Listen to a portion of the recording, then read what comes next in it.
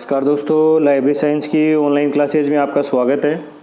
दोस्तों आज book description part में शुरू कर रहे हैं और बुक डिस्क्रिप्शन में आज से सेकंड यूनिट शुरू कर रहे हैं। सेकंड यूनिट के लगभग जो भी वीडियो बनेंगे मतलब ऑब्जेक्टिव टाइप के वो सारे वीडियो बनाने की कोशिश करेंगे और आपके सामने सेकंड यूनिट का जो वीडियो से आपको जो सीख मिलनी चाहिए थे वो भी पार्ट डालेंगे। साथ ही पीडीएफ का जो स्वरूप है जो हाथ से लिखा हुआ है जिसको एक्सप्लेनेशन किया जाएगा मेरे द्वारा वो भी आपको आने वाले टाइम में डालेंगे। आज से नई शुरुआत है तो नई शुरुआत के साथ में आप आनंद उठाइए और साथ ही आप कैसा इसमें तैयार करते हैं, कौन सी चीज़ें आपको किस तरीके से याद होती हैं उनको भी आप क्या कीजिएगा, अच्छे से तैयार कीजिएगा।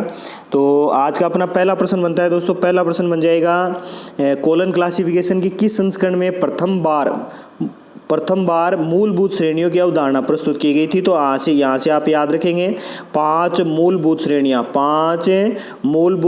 यानी 5 फंडामेंटल कैटेगरीज। और 5 फंडामेंटल कैटेगरीज की बात करें तो वो है पीएमईएसटी और पीएमईएसटी की अवधारणा कब प्रस्तुत कर दी गई थी तो वो आप याद रखेंगे दोस्तों। पीएमईएसटी की अवधारणा जो है वो दूसरे संस्करण में यानी सीसी का कौन सा संस्करण, सीसी का दूसरा संस्करण।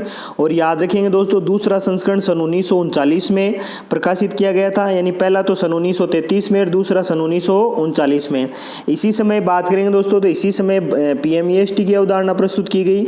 साथ ही बात करें दोस्तों तो सीसी का हिंदी संस्करण भी क्या किया गया, सन 1939 में प्रकाशित किया गया।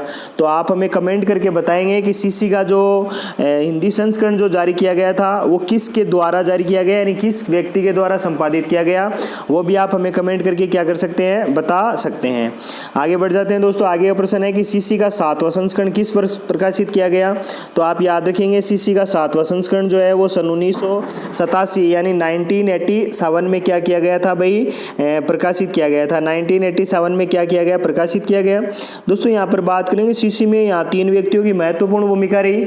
अब 3 व्यक्तियों में अगर बात करें दोस्तों तो एक तो नील मैगनन और नील मैगनन के अलावा बात करें दोस्तों तो एस सीतारामा और एक याद रखेंगे तो एम ए गोपीनाथ। इन तीनों व्यक्तियों ने डॉक्टर एस आर रंगानाथन की मृत्यु के लगभग 15 वर्षों के बाद, डॉक्टर एस आर रंगानाथन की मृत्यु के 15 वर्षों के बाद में क्या किया गया था, सीसी के 7वें संस्करण का इन्होंने प्रकाशन कार्य जो था वो किया था। लेकिन आपको याद रखना है दोस्तों ये जो सीसी का 7वां संस्करण जो प्रकाशित किया गया इसकी अनुक्रमणिका यानी 7वें संस्करण की क्या प्रकाशित नहीं की जा सकी, अनुक्रमणिका प्रकाशित नहीं की गई। 7वें संस्करण की क्या नहीं की गई भाई, अनुक्रमणिका प्रकाशित नहीं की गई, जिसके कारण इसका वर्तमान में क्या नहीं किया जा रहा है भाई, उपयोग नहीं किया जा रहा है। साथ ही दोस्तों बात करेंगे ये सीसी का 7वां संस्करण जो है वो 3 भागों में क्या किया गया था, प्रकाशित किया गया था। आप कमेंट करके बताएंगे कि ये 3 भाग कौन से थे और महत्वपूर्ण 3 भाग थे, इसीलिए मैं यहाँ क्या कर रहा हूँ, इसकी चर्चा कर रहा हूँ।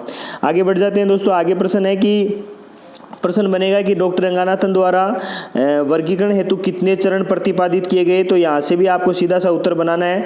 डॉक्टर एस आर रंगानाथन के द्वारा सीसी हेतु चरणों की बात करें तो उन्होंने कुल 9 चरण क्या किए थे, प्रकाशित किए गए थे।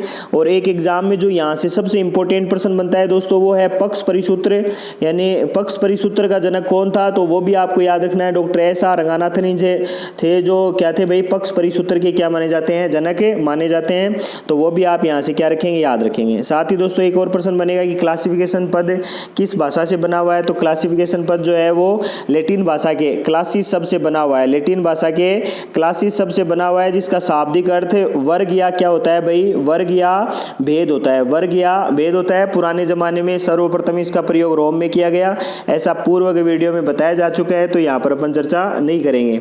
आगे बढ़ जाते हैं दोस्तों। आगे बढ़ते हुए बात करेंगे यहाँ पर और सेकेंड यूनिट के महत्वपूर्ण प्रश्नों की। तो देखो यहाँ पर कुछ एक प्रश्नों में आप अगर अच्छे से तैयारी कर रहे हैं तो आपको पता चल जाएगा। जैसे यहाँ पर अगला प्रश्न बनता है अपना कि सीसी के यहाँ पर नाम लिखा है दोस्तों 5वां संस्करण, सीसी के नाम लिखा हुआ है सीसी के 5वें संस्करण। आप देखो आप इसको एक बार याद करेंगे तो कैसे इसका उत्तर बनेगा उसकी मैं यहाँ चर्चा कर देता हूँ। यानी यहाँ लिखा हुआ है सीसी के 5वें संस्करण। अगर आपने लाइब्रेरी साइंस को गहनता के साथ पढ़ा है दोस्तों तो यहाँ से आपको सुधार करना पड़ेगा। यहाँ पर लिखा रहेगा सीसी का 5वां संस्करण। अब देखो इस 5वें के स्थान पे आप कमेंट करके बताएंगे। यहाँ तो उत्तर तो बन जाएगा डॉट। अब उत्तर में 2 ही ऑप्शन है आपके पास में ए और बी, यानी आप यूँ समझो एक तो आपके पास में 6वां और एक है 6वां रीप्रिंट। यानी पहली बात करें तो सन 1960 का संस्करण और दूसरी बात करें तो सन 1963 का। अगर आपने गहनता से पढ़ा है दोस्तों, क्योंकि लाइब्रेरी साइंस में देखो नॉलेजेबल व्यक्ति बहुत कम है, दिखावा करने वाले ज़्यादा और ज्ञानवान व्यक्तियों की संख्या जो है वो क्या है भाई, कम है। यहाँ से प्रश्न बनाना है कि 6वें पुनर्मुद्रित संस्करण में या फिर 6वें संस्करण में जो डॉट का प्रयोग था वो किया गया। देखो यहाँ पर बात कर लेते हैं अपन PMEST, और PMEST में जो यहाँ पर अपन ने जो लिखा है वो लिखा है समय के लिए, यानी स्थान के लिए डॉट का प्रयोग। डॉट का प्रयोग कौन से संस्करण में किया गया, यहाँ पर मिसप्रिंट हुआ है 5वां संस्करण। तो 5वें के स्थान पर क्या प्रश्न बनेगा या क्या उत्तर बनेगा, 6वां बनेगा या 6वां पुनर्मुद्रित बनेगा, इसका आपको क्या करना है, विवरण यहाँ पर बताना है। तो एक बार देखेंगे, अगर आपने ढंग से पढ़ा है तो आप आसानी से क्या कर देंगे, बता देंगे। आगे प्रश्न है दोस्तों, सीसी में सामान्य कल कितने प्रकार के होते हैं, तो वही उत्तर बन जाएगा यहाँ पर 2 प्रकार के। एक तो होता है PCI और एक होता है ACI, यानी यहाँ पर दोनों की बात करें तो एक तो होता है पूर्ववर्ती और एक होता है परवर्ती। दोनों को अंग्रेजी में करेंगे दोस्तों, तो अंग्रेजी में दोनों का नाम आसानी से क्या हो जाएगा, याद हो जाएगा। पूर्ववर्ती और परवर्ती दोनों 2 प्रकार के क्या है, सामान्य कल हैं, बोले तो कॉमन आइसोलेट है। फिर इनको आगे टुकड़ों में बांटा गया है, जिनकी अपन नेक्स्ट वीडियो में क्या करेंगे, बात करेंगे।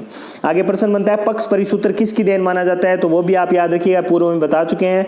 पक्ष परिसूत्र यानी फैक्ट फॉर्मूला जो है दोस्तों वो किसकी देन है, तो डॉक्टर SR रंगानाथन की क्या मानी जाती है, देन मानी जाती है।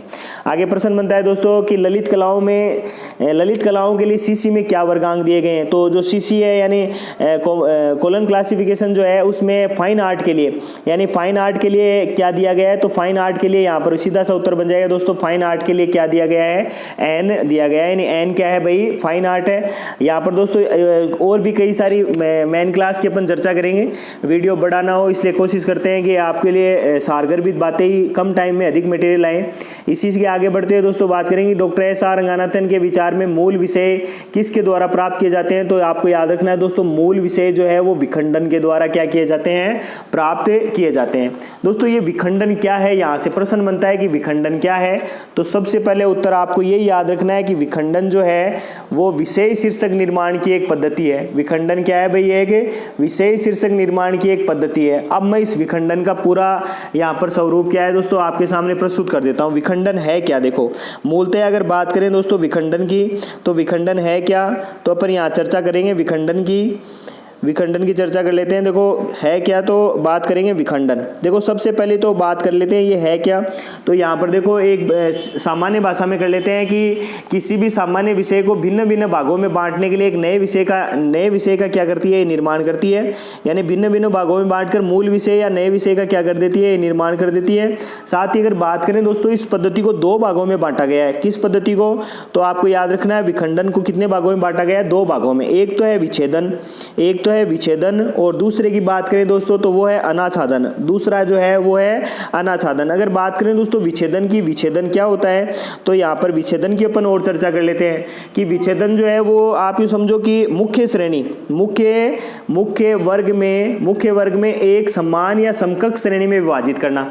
यानी एक समान या समकक्ष श्रेणी में क्या कर लेना, विभाजित कर लेना। कैसे विभाजित कर लेना, देखो मैं एक्सप्लेनेशन करता हूँ। जैसे सब्जेक्ट है हिस्ट्री, सब्जेक्ट है क्या भाई, हिस्ट्री। अब हिस्ट्री को आप बांट लो, तो हिस्ट्री को आप बांटो इंडियन हिस्ट्री में। हिस्ट्री को आप बांट लो किस में, इंडियन हिस्ट्री में। आप इंडियन हिस्ट्री में इसको बांटोगे तो आप पता लगाओगे कि शायद ये किसका पार्ट है, ये मुख्य वर्ग को एक समान या समकक्ष श्रेणी में विभाजित करना, जिससे नए विषय का क्या हो जाए, निर्माण हो जाए। ये किसका पार्ट है भाई, ये विच्छेदन का पार्ट है। इसको दोस्तों और अगर आप लेना चाहो तो इसको और आप ले सकते हो। जैसे आपने ले लिया, जैसे यहाँ पर आप पार्ट ले लेंगे फिजिक्स का, आप ले लेंगे पार्ट फिजिक्स का, और फिजिक्स में आप मान लीजिएगा आपने ले लिया मेटाफिजिक्स, फिजिक्स में आपने ले लिया मेटाफिजिक्स, तो पार्ट तो वही था, समकक्ष श्रेणी में क्या कर दिया, उसको विभाजित कर दिया। और लेना चाहिए दोस्तों तो और भी ले सकते हैं। जैसे आपने ले लिया यहाँ पर बायोलॉजी को, आपने ले लिया बायोलॉजी को। दोस्तों आप हमें सीसी में कमेंट करके बताएंगे कि सीसी में बायोलॉजी का कोड क्या होता है। एक सीधा सा नाम याद रखना है दोस्तों, जी बायोलॉजी, यानी जिसके साथ जी लगा है वो सीसी में क्या है, बायोलॉजी है। तो बायोलॉजी को क्या करना, बायोलॉजी को बॉटनी में बांटना। बायोलॉजी को किस में बांटना भाई, बॉटनी में बांटना। ये भी किसके अंतर्गत माना जाता है, तो ये भी विच्छेदन के अंतर्गत क्या है भाई, माना जाता है। तो दोस्तों विच्छेदन मेरे हिसाब से आपका क्लियर हो गया होगा। बात करेंगे दोस्तों अनाच्छादन क्या होता है। यानी विखंडन का ही दूसरा पड़ाव है अनाच्छादन।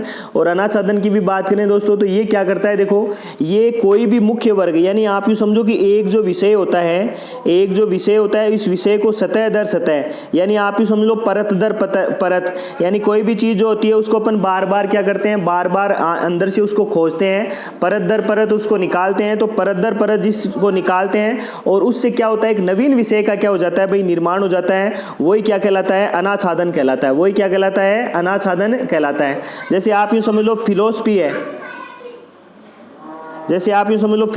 फिलॉसफी से आप किस में चले गए, लॉजिक में चले गए, लॉजिक से आप किसी अन्य बिंदु में चले गए, तो वही क्या है यहाँ पर अनाच्छादन है। तो इसको भी आप क्या, तो दोस्तों यहाँ से आपको अनाच्छादन और विच्छेदन दोनों शायद समझ में आ गए होंगे। यानी आप ही समझ लो पार्ट छोटा सा ही है, लेकिन इसको विखंडन के 2 भाग हैं, दोनों भागों में विच्छेदन और अनाच्छादन दोनों ही क्या है, विशिष्ट हैं। आगे वेब सीरीज़ में दोस्तों इनके बारे में खूब चर्चा करेंगे, आने वाली वीडियो में इसके बारे में और आपको जानकारी देंगे। आगे बढ़ जाते हैं दोस्तों। आगे प्रश्न है कि डेवी डेसिमल क्लासिफिकेशन पद्धति, यानी जो डीडीसी जो है वो किस प्रकार की पद्धति है। तो दोस्तों याद रखना आपको, डीडीसी जो है वो लगभग परिगणनात्मक, डीडीसी जो है वो क्या है भाई, लगभग परिगणनात्मक पद्धति है। यानी डीडीसी की बात करें दोस्तों यहाँ पर, तो डीडीसी किस प्रकार की पद्धति है, तो आप यहाँ से याद रखेंगे डीडीसी जो है वो लगभग परिगणनात्मक पद्धति है। कैसी पद्धति है भाई, लगभग परिगणनात्मक। दोस्तों बात कर लेंगे ये लगभग परिगणनात्मक क्या होता है।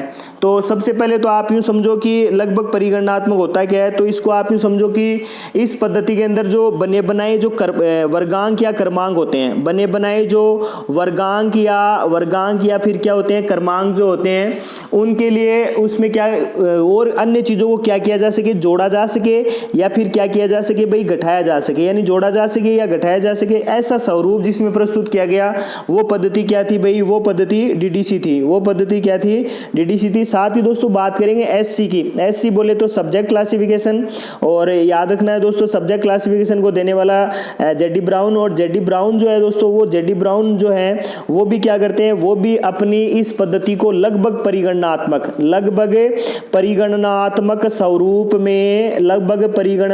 स्वरूप में क्या करते हैं भाई, प्रस्तुत करते हैं। यानी आप यूँ समझो कि जहाँ भी लगभग परिगणनात्मक की जहाँ भी बात आएगी वहाँ पर आपको 2 चीज़ें आप जरूर याद रखनी है, एक डीडीसी और दूसरे की बात करें दोस्तों एससी। दोस्तों एक एग्जाम था 2017 जेटीओ का एग्जाम, एग्जाम राजस्थान यूनिवर्सिटी द्वारा आयोजित किया गया। उसमें 2 एससी बराबर पूछे गए। पहला सब्जेक्ट क्लासिफिकेशन और दूसरे की अगर बात करें दोस्तों तो वो है सब्जेक्ट कैटलॉग। तो सब्जेक्ट क्लासिफिकेशन तो मैं आपको बता चुका हूँ, आप कमेंट करके बताएंगे कि सब्जेक्ट कैटलॉग का जनक कौन है, यानी देने वाला कौन था। ईजे कोट्स का नाम गिना जाता है दोस्तों। ईजे कोट्स के बारे में आप क्या जानते हैं, कौन से सन में एससी को देता है, तो वो आप कमेंट करके क्या कर सकते हैं, हमें बता सकते हैं। आगे बढ़ जाते हैं दोस्तों। आगे प्रश्न है कि इंटरनेशनल क्लासिफिकेशन पद्धति का प्रथम प्रकाशन किस वर्ष हुआ। तो सीधा सा उत्तर बन जाएगा सन 1961 में इंटरनेशनल क्लासिफिकेशन पद्धति का प्रकाशन कार्य किया। और किसके द्वारा किया गया, तो आप याद रखिएगा दोस्तों, यहाँ पर एक नाम बन जाएगा एफ.एम. राइडर, यानी नाम बन जाएगा दोस्तों एफ.एम. राइडर। यानी यहाँ भी पूरा नाम बात करें दोस्तों तो इनका पूरा नाम था फिडमोंट राइटर इनका पूरा नाम था। कब बनाते हैं, तो सन 1961 में बना देते हैं। तो इम्पोर्टेंट है, एक बार याद करेंगे तो आसानी से क्या हो जाएगा भाई, याद हो जाएगा। आगे बढ़ जाते हैं दोस्तों। आगे बढ़ते हुए और प्रश्नों का अपन यहाँ पर जिक्र कर लेते हैं। और प्रश्न बनते हैं अपना, यहाँ पर प्रश्न बनता है, महत्वपूर्ण प्रश्न बनेगा लाइब्रेरी ऑफ कांग्रेस क्लासिफिकेशन, यानी महत्वपूर्ण पद्धति है एलसीसी। और एलसीसी का प्रकाशन कब होता है, तो एलसीसी का प्रकाशन सन 1904 में।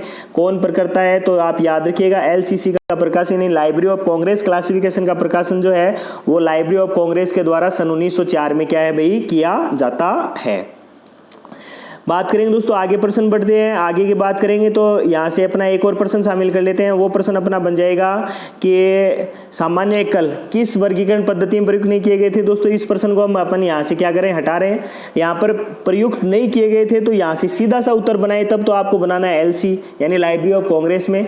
लेकिन यहाँ से दोस्तों प्रश्न जो बनेगा वो बनेगा कि जो कॉमन आइसोलेट है वो सबसे पहले किस में यूज किए गए। तो सबसे पहले आप याद करेंगे कॉमन आइसोलेट जो है वो डीडीसी में डॉक्टर डॉक्टर मेलविन डेवी के द्वारा क्या किए गए थे भाई, यूज किए गए थे। उसके बाद में बात करें दोस्तों तो यहाँ पर आपको याद रखना है किसके द्वारा यूज किए गए, तो डॉक्टर एस.आर. रंगानाथन के द्वारा यूज किए गए थे। बात करेंगे दोस्तों आगे कि विषय की किस श्रेणी में आवर्तन नहीं होते, तो आप याद रखिएगा आवर्तन नहीं होते वो है स्थान, यानी बात करें तो स्पेस। और यहाँ से जो एग्जाम में दोस्तों प्रश्न आया हुआ है वो पर्सनैलिटी यानी व्यक्तित्व का बार बार आ रहा है, तो उसको आप थोड़ा सा क्या रखेंगे, ध्यान रखेंगे। आगे बढ़ते हैं दोस्तों, पक्ष विश्लेषण किस वर्गीकरण पद्धति का आवश्यक अंग है, तो पक्ष विश्लेषण की बात करें दोस्तों तो ये सीसी का यानी द्विबिंदु वर्गीकरण पद्धति का क्या है, आवश्यक अंग है।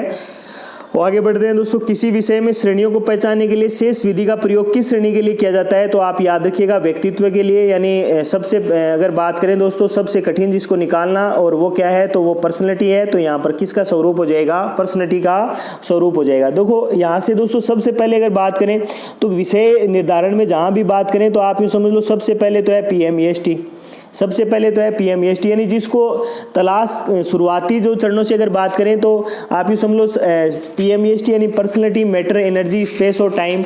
लेकिन जहाँ भी अगर इनको खोजने की या विषय के निर्माण की जहाँ भी बात है तो ये इसका स्वरूप उल्टा हो जाता है। कैसा स्वरूप हो जाता है, यानी सबसे पहले जिसको खोजा जा सके वो है टाइम, फिर है स्पेस, फिर है एनर्जी, उसके बाद में बात करें दोस्तों मैटर और उसके बाद में बात करें तो पर्सनैलिटी। यानी जिसको खोजने में सबसे ज़्यादा कठिनाई हो वो तो है पर्सनैलिटी, और जिसका स्वरूप सबसे पहले यानी 5 मूलभूत श्रेणियों का स्वरूप जो बनता है वो है PMEST, यानी पर्सनैलिटी, मैटर, एनर्जी, स्पेस और टाइम। अगर खोजने की बात करें तो ये सबसे पहले बनेगा टाइम, स्पेस, एनर्जी, मैटर और पर्सनैलिटी, यानी इसका स्वरूप कैसा हो जाएगा, एकदम से उल्टा हो जाएगा। बात करेंगे दोस्तों आगे बढ़ते हैं। प्रश्न बनता है कि किसी विषय में श्रेणी व्यक्तित्व को पहचानने के लिए शेष विधि का प्रतिपादन किसके द्वारा किया गया था, तो पहचानने के लिए जिसने द्वारा प्रतिपादन किया गया है वो डॉक्टर एस.आर. रंगानाथन। यहाँ प्रश्न बनता है दोस्तों सीसी का 7वां संस्करण, तो पूर्व में बात कर चुके हैं, 3 भागों में प्रकाशित किया गया था। मैंने आपको कमेंट करने के लिए बोला है, तो आप कोशिश कीजिएगा बताने में आप क्या हो सफल हो सकें। आगे है कि सीसी में किस प्रकार के अंकन का प्रयोग किया गया, तो सीसी में मिश्रित अंकन का यानी बोले तो मिक्स्ड नोटेशन का प्रयोग किया गया। दोस्तों इसमें एक ही प्रकार के अंकों का प्रयोग ना करके इसमें अल्फाबेट A to Z साथ ही नंबर की बात करें तो 0 से लेकर 9 तक और विभिन्न प्रकार के चिन्ह जिनमें एम सर्ड चिन्ह का भी क्या किया गया भाई, प्रयोग किया गया। दोस्तों आप बता सकते हैं कमेंट बॉक्स के में कि एम सर्ड जो चिन्ह का प्रयोग किया गया वो सीसी के किस संस्करण में किया गया, तो वो भी आप हमें कमेंट करके क्या कर देंगे, बता देंगे। आगे बढ़ जाते हैं दोस्तों, आगे प्रश्न बनता है कि प्रश्न है यहाँ से बनेगा कि प्रौद्योगिकी, यानी प्रौद्योगिकी बोले तो टेक्नोलॉजी, और बात करें दोस्तों टेक्नोलॉजी सीसी में मेन क्लास क्या है टेक्नोलॉजी की, तो आप याद रखेंगे दोस्तों F जो है वो क्या है भाई, टेक्नोलॉजी है। दोस्तों याद रखना है B मैथमेटिक्स है और D की बात करें तो D इंजीनियरिंग है। तो 3 मैं यहाँ पर आपको बता चुका हूँ। E बचा तो आप E का कमेंट करके बताएंगे कि E की मेन क्लास क्या मानी जाती है, कमेंट करेंगे। अगर आपको आता है तो आपका कॉन्फिडेंस डेवलप होगा, और कॉन्फिडेंस डेवलप होगा तो कोशिश कीजिएगा कि ये कॉन्फिडेंस आपके आने वाले एग्जाम्स में आपके लिए क्या होगा, कारगर होगा।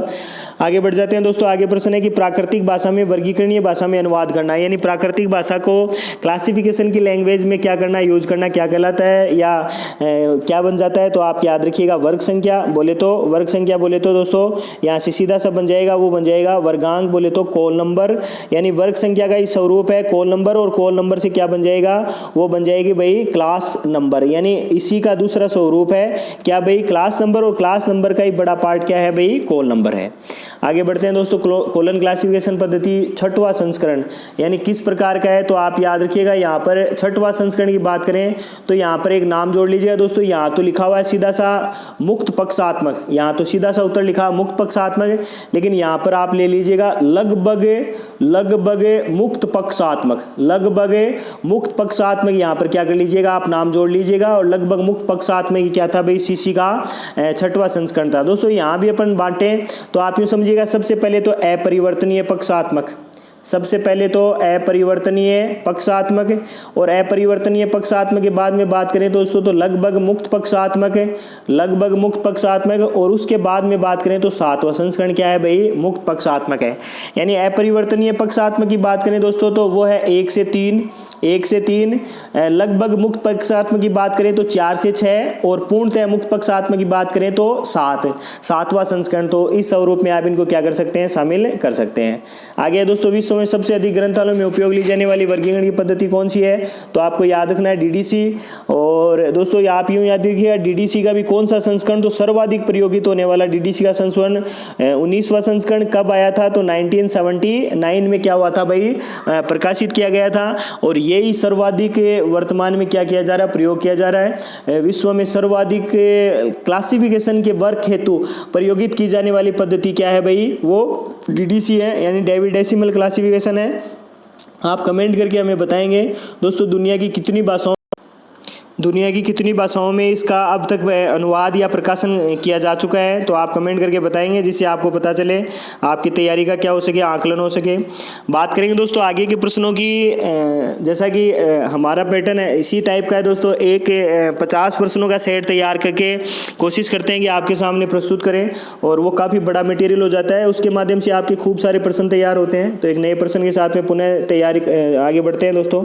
सीसी में एक विषय का केंद्रीय अंतर्भाग क्या होता है? तो केंद्रीय अंतर्भाग जो है दोस्तों बात करें तो वो ऊर्जा यानी एनर्जी माना जाता है। बात करें दोस्तों विषय सूचीकरण के लिए प्रथम नियम किसके द्वारा बनाए गए? विषय सूचीकरण के लिए तो वहां पर आपको याद रखना है सीए कटर को। दोस्तों ये विषय सूचीकरण की बात करें दोस्तों, ये है सब्जेक्ट कैटलॉग के लिए, यानी सब्जेक्ट कैटलॉग के लिए सबसे पहले रूल्स बनाने वाला व्यक्ति कौन था? तो सीए कटर की बात करें दोस्तों तो चार्ल्स एमी कटर के द्वारा क्या किया गया था? सबसे पहले इनके नियम बनाए गए थे। दोस्तों चार्ल्स एमी कटर का प्रश्न अगर कोई आया हुआ तो ईसी प्रश्न जरूर आता है। ईसी बोले तो एक्सपेंसिव क्लासिफिकेशन, और ये एक्सपेंसिव क्लासिफिकेशन सन 1891 में। आप हमें कमेंट करके बताएंगे दोस्तों कि ये ईसी जो है यानी एक्सपेंसिव क्लासिफिकेशन नामक जो वर्गीकरण की पद्धति है, इसमें किस प्रकार के अंकन का प्रयोग किया गया? तो आप वो हमें कमेंट करके बता देंगे। आगे बढ़ जाते हैं दोस्तों पुस्तक के संबंध में। उसके लेखक, शीर्षक, प्रकाशक, प्रकाशन वर्ष आदि के विषय की सूचना क्या कहलाएगी? तो आपको याद रखना है वो ग्रंथात्मक विवरण, यानी आप यूँ समझ लीजिएगा कि जहाँ भी इस स्वरूप को आप शामिल करना चाहें तो आप यूँ समझ लीजिए physical description and series number section according to ACR2। अगर यहाँ पर आपको बनाना हो अकॉर्डिंग टू CCC तो आप किस सेक्शन का प्रयोग करेंगे? साथ ही दोस्तों मैं आपको बता देता हूँ KVS एग्जाम 2018 में यहाँ से प्रश्न पूछा गया था कि ना सीसी में कुल कितने सेक्शन होते हैं? तो 6 सेक्शन होते हैं। जो KVS एग्जाम 2018 में पूछा गया दोस्तों वो यहाँ से पूछा गया था कि निम्न में से कौन सा सीसी का संस्करण नहीं है? तो देखो leading section, heading section, title section, note section, साथ ही सेशन नंबर, और अंतिम बात करें तो ट्रेसिंग। तो देखो 1, 2, 3, 4, 5 और 6, ये 6 क्या है? सेक्शन है। आप हमें कोशिश करेंगे कि अगर मान लीजिए यही पैटर्न यानी क्वेश्चन का जो इसकी अपन बात करें हैं ग्रंथात्मक विवरण की अगर बात करें, यही विवरण अगर आपको सीसी में प्रिंट करना हो तो आप कौन से सेक्शन में इसको क्या करेंगे? शामिल करेंगे। आप कमेंट करने की कोशिश कीजिएगा, बताने की कोशिश कीजिएगा। जहां से अगर आप एक प्रश्न को ढूंढने की कोशिश करेंगे तो दोस्तों 10 नए प्रश्न क्या होंगे? बाहर निकलेंगे। आगे बात करेंगे दोस्तों स्थान पक्ष से पूर्व प्रयोग होने वाले आइसोलेट को सीसी में कहा जाता है। तो स्थान पक्ष से पहले प्रयोगित होने वाले को क्या कहा जाता है? तो वो आप याद रखेंगे स्थान पक्ष से पहले प्रयोगित होने वाले को ACI, यानी स्थान पक्ष से पहले की बात कर रहा है दोस्तों तो पूर्ववर्ती कॉमन आइसोलेट यानी पूर्ववर्ती सामान्य एकल। बात करेंगे दोस्तों CD-ROM, यहाँ रोग लिखा हुआ है तो रोग को रोम करना दोस्तों। CD-ROM पर DDC किस नाम से जानी जाती है? तो आप याद रखिएगा दोस्तों वो है इलेक्ट्रॉनिक डेवी, यानी यहाँ पर कई सारे नाम आएंगे, Dewey for Windows, Web Dewey. यहाँ पर सबसे पहला है कि CD-ROM पर प्रकाशित की जा रही है तो CD-ROM में प्रकाशित हो रही है, इसलिए इसका नाम क्या है भाई? इलेक्ट्रॉनिक डेवी है। आगे की वीडियो में बात करेंगे DDC के और बहुत सारी छोटी छोटी जानकारियों की। आगे बढ़ जाते हैं दोस्तों। आगे प्रश्न बनता है कि DDC में सारणी जो है सारणी 2 जो है यानी टेबल 2 जो है वो किससे संबंधित है? तो याद रखिएगा दोस्तों टेबल 2 जो है वो जो है वो भौगोलिक क्षेत्र से, टेबल 2 जो है वो भौगोलिक क्षेत्र से क्या है भाई? संबंधित है। बात करेंगे दोस्तों आगे प्रश्न की, तो आगे प्रश्न बनेगा अपना वो बनेगा SLSH का पूरा नाम क्या है? तो वो भी आप याद रखिएगा दोस्तों Sears list of subject heading, Sears list of subject heading. और Sears list of subject heading का प्रकाशन पहली बार सन 1923 में, याद रखना है दोस्तों, एमी सेयर्स के द्वारा सबसे पहली बार क्या किया गया था? प्रकाशन कार्य किया गया था। और आप यो याद रखना है दोस्तों, यूँ समझ लीजिएगा कि सब्जेक्ट हेडिंग यानी शीर्षक निर्माण हेतु प्रयोगित होने वाली, विषय शीर्षक निर्माण हेतु प्रयोगित होने वाली क्या है? छोटे पुस्तकालयों में काम आने वाली एक महत्वपूर्ण पद्धति है जिसका प्रयोग क्या है? वर्तमान वर्तमान में किया जा रहा है। बात करेंगे दोस्तों आगे प्रश्नों की, तो आगे प्रश्न बनेगा वो बनेगा कि सीसी के 6वें संस्करण का प्रकाशन किसके द्वारा किया गया। तो आपको याद रखना है 6वें संस्करण का प्रकाशन जो है वो SR, यहाँ से आपको याद रखना है SRELS, यानी यह है Sharada Ranganathan endowment of library science, जिसका प्रस्ताव तो सन 1961 में डॉक्टर SR रंगानाथन के द्वारा प्रस्तुत कर दिया गया था।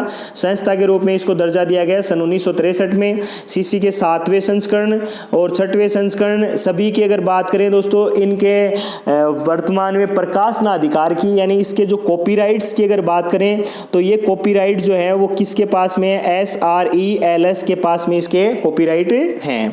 आगे बढ़ जाते हैं दोस्तों क्लासिफिकेशन शब्द की उत्पत्ति। तो यहाँ से आपको याद रखना है क्लासिस शब्द से मानी जाती है, लैटिन भाषा के क्लासिस शब्द से है, पूर्व में बात कर चुके हैं। आगे बढ़ते हैं दोस्तों, विषय को किस एक विशेषता के आधार पर विभक्त करना क्या कहलाता है दोस्तों। तो उसकी विशेषता के आधार पर उसको विभक्त करना क्या कहलाता है दोस्तों। तो विशेषता के आधार पर उसको विभक्त करना तो आप याद रखेंगे दोस्तों उसको वर्गीकरण कहलाता है।